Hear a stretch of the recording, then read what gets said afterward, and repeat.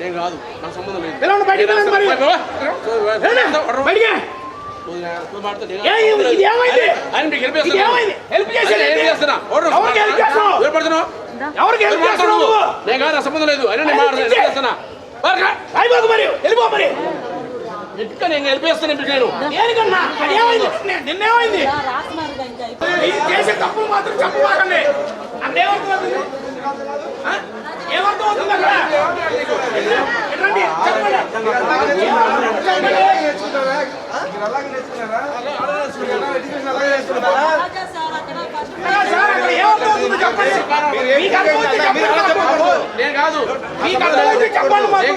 ఎవరు హెచ్ఎం? ఎవరు కింద మీరెలా చెప్తారు? పేరెంట్స్ బయటికి వెళ్ళాలా? పిల్లలు ఏమైపోలేడా?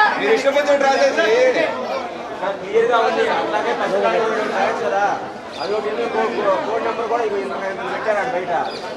పెద్ద బ్యానర్ పెట్టాలి కదా, ఎవరికి అర్థమైంది తెలియదు చెప్పండి. ఇది ఎక్కడ పెట్టారు? ఫండ్స్ ఇవ్వ మీ దగ్గర ఒక బ్యానర్ రాసి పెట్టచ్చు బయట.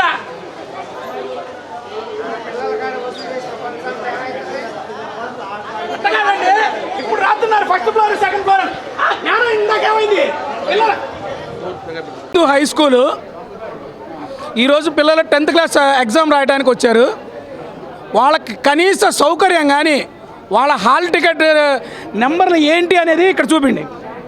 రూమ్ నెంబరు ఏ రూమ్లో ఉంది, ఏ ఫ్లోర్లో ఉంది అని కనీసం ఒక పేపర్ మీద పెన్నుతో రాసి కనపడినట్టుగా వాళ్ళని భయభ్రాంతులు చేసి పారదెంగుతున్నారు. ఒక పిల్ల ఏడ్చుకుంటా కిందకు వచ్చింది, నా నెంబర్ లేదు అని చెప్పి ఏడ్చుకుంటా కిందకు వచ్చింది. ఏంటి వాళ్ళకి ఇంత దుస్థితి ఎందుకు వచ్చింది?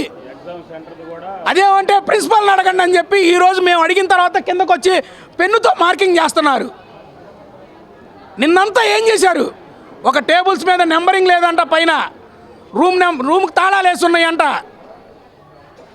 పిల్లలు గగ్గోలమంటున్నారు పైనుంచి వచ్చి. అదేమంటే ఇంకా టైం ఉంది, మీరు పేరెంట్స్ బయటికి వెళ్ళిపోండి, ఇక్కడ ఉండకూడదని చెప్పి మమ్మల్ని బయటికి వెళ్ళిపోమంటున్నారు. ఇప్పుడు టైం 9 అవుతుందండి, 9 అయింది. ఇప్పుడు పేరెంట్స్ కూడా బయటికి వెళ్ళిపోతే వాళ్ళ పరిస్థితి ఏంది? ఇంకా ఎగ్జామ్స్కి 15 మినిట్స్ ముందు దాకా పేరెంట్స్ ఉండొచ్చు. మీరు లోపలికి అలౌ చేసిన తర్వాత మేము వెళ్ళిపోతాం. అసలు ఈ room number R1, R2, R3 అన్నారు అంటే ఏంటి? ఇప్పుడు ఒక వ్యక్తి వచ్చి రాశాడు రూమ్ నెంబర్ అని. ఇది ఫస్ట్ ఫ్లోరా, సెకండ్ ఫ్లోరా? పైకి కిందకి తిరుగుతూ ఉంటారా పిల్లలు? Minimum sir, minimum common sense కూడా లేకుండా ఉంటే ఎట్టండి? ఇది రూమ్ నెంబర్ 5 అంటండి, కానీ రూమ్ నెంబర్ 5లో లేదంట, 3లో ఉంది. ఇది హిందూ కాలేజ్ హై స్కూల్ అండి, గుంటూరులో ఉంటుంది. ఇవాళ 10th క్లాసు ఎగ్జామ్స్ అండి. ఇక్కడ కనీసం కాలేజీ కోడ్ నెంబర్ కూడా చిన్న బ్యానర్తో రాశారు. చిన్న పేపర్ ఎలా అర్థమైందండి? పెద్దది రాసుకుంటే ఏమైంది? ఒక 50 రూపాయలు 100 రూపాయలు ఎక్స్ట్రా అయింది అంతే కదా. అది లోపల గేట్ దాకా వచ్చి చూసుకోవాల్సి వస్తుంది లోపలికి పేరెంట్స్. పెద్దది రాస్తే బయట నుంచే కనపడతారు, గబగబా వచ్చేస్తారు. అదొకటి ఇక్కడ రూమ్ నెంబర్ ఇట్లా కాగితంతో రాయకుండా ఇలా జిరాక్స్ పేపర్ ఒకటి పెట్టేస్తే నీట్గా కనబడుతుంది. అది కాక రూమ్ నెంబర్ అనేది R1 కాకుండా రూమ్ నెంబర్ అని రాస్తే సరిపోయేది కదా. అదొకటి ఇక్కడ రూమ్ నెంబర్ 5 ఉంది, రూమ్ నెంబర్ 5లో లేవంట, రూమ్ నెంబర్ 3లో ఉన్నాయంట. ఇవన్నీ నెంబర్లు కొంతమందికి నెంబర్లు కూడా రాయలేదంట, ఇంకా కొంతమంది రాయాల్సినవి ఉన్నాయి.